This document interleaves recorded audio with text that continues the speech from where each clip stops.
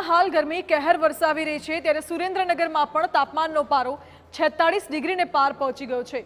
લોકો ત્રાહિમામ પુકારી ઉઠ્યા છે। આવી આકરી ગરમીમાં બહાર કેવી રીતે નીકળવું, કામ કરવું કેવી રીતે, તે સવાલ લોકોને સતાવી રહ્યો છે। ત્યારે કાળઝાળ ગરમીમાં પણ જિલ્લાના 80 ફૂટ રોડ પર આવેલી સોસાયટીઓમાં પીવા અને વપરાશ માટેના પાણી માટે લોકોને વલખા મારવા પડી રહ્યા છે।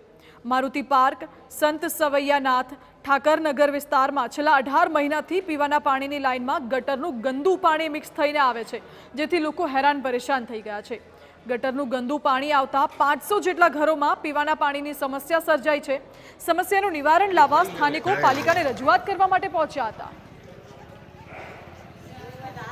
અમારી સોસાયટીમાં છેલ્લા 1.5 વર્ષથી પીવાના પાણી સાથે ગટરનું પાણી ભરેલું આવે છે અને સોસાયટીના રહીશો વારંવાર 1.5 વર્ષથી રજૂઆત કરી છે, પણ આનું કંઈ નિરાકરણ આવતું નથી।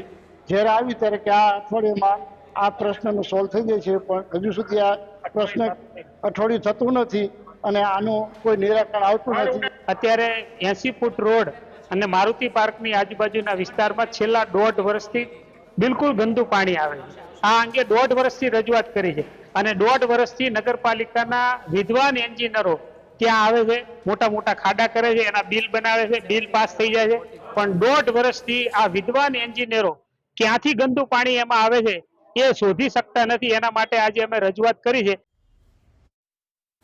આ પહેલા પણ સ્થાનિકોએ અનેક વખત પાલિકાના એન્જિનિયરોને રજૂઆત કરી હતી, છતાં સમસ્યા ઠેરની ઠેર જ છે।